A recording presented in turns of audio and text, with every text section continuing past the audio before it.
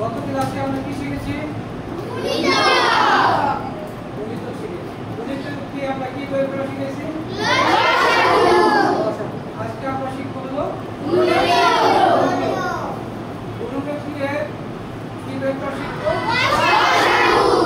আজকে তার জন্য আমাদের আগে গুণনীয়ক শিখতে হবে। এখানে দেখো আমি কয়টা কাটি? 6টা কাটি আছে। এখন আমি 6টা কাটি। এখানে কয়জন আছে? 6জন। আমি দেখবো যে এই কাঠিগুলা কয়জনকে ভাগ করে দেওয়া যায়। এই বাক্যতে আমি চেষ্টা করি যে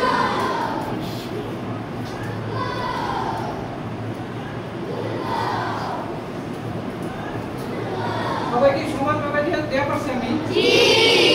আমি এই কাঠি আসলে আমার কয়টা? 6টা। কাঠি কয়টা?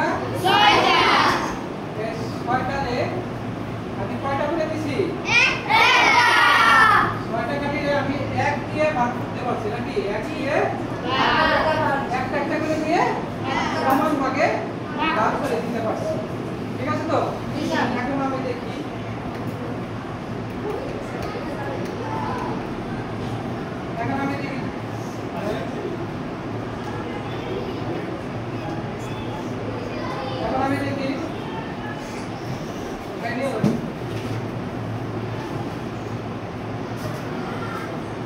আমি একজন কমাই দিই।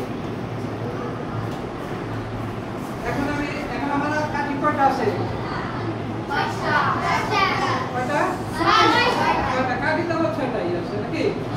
এখন আমি দেখি 6টা কাঠি আমি একটা করে দিছিলাম। 2টা করে দিয়ে দিই। 2টা করে দিয়ে দিই।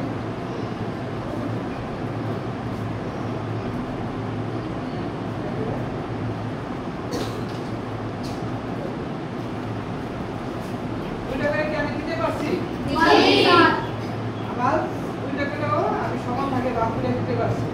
ঠিক আছে? আমি 2 দিয়েও ভাগ করে দিতে পারছি। এখন আমি দেখি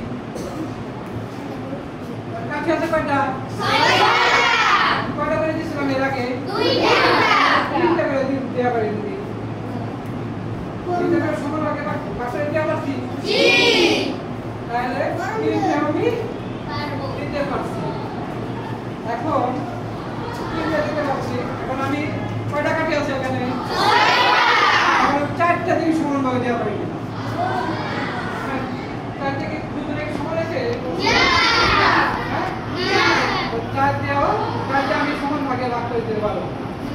আমি দেখো 1 দিয়ে ভাগ করে দিতে পারছি, 2 দিয়ে ভাগ করে দিতে পারছি, 3 দিয়ে ভাগ করে দিতে পারছি। এই 3টা হলো 6 গুণনীয়ক। কিন্তু 4 দিয়ে কি পারছি? না। 4 দিয়ে গুণনীয়ক হবে 6? না। এটা গুণনীয়ক হবে না। তাহলে এখন আমি দেখি 4 দিয়ে 5টা দিতে পারি কিনা? 5টা করে দিতে পারি কি? 5টা করে সমান ভাগে ভাগ করে দিতে পারছি? না। 5 কি গুণনীয়ক হবে 6? না। তাহলে 5 গুণনীয়ক হবে না। এখন আমি দেখি 5টা করেছি। এখন কয়টা আছে? 6টা দিতে পারি কিনা? 6টা কি দিতে পারছি? হ্যাঁ, 6টা আমি দিতে পারছি। তাহলে 6 কি হবে? গুণনীয়ক হবে। 6 গুণনীয়ক হবে। তাহলে আমরা কি করতে পারি? যে সংখ্যাকে একটি সংখ্যাকে যে সংখ্যা দ্বারা ভাগ করা যায় সেই সংখ্যাগুলোকে এই সংখ্যা কি বলা হয়? গুণনীয়ক বলা হয়। তাহলে আমরা কি বলতে পারি?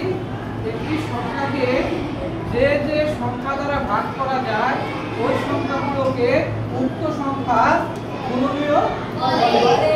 বুঝতে পারছো গুণনীয়ক?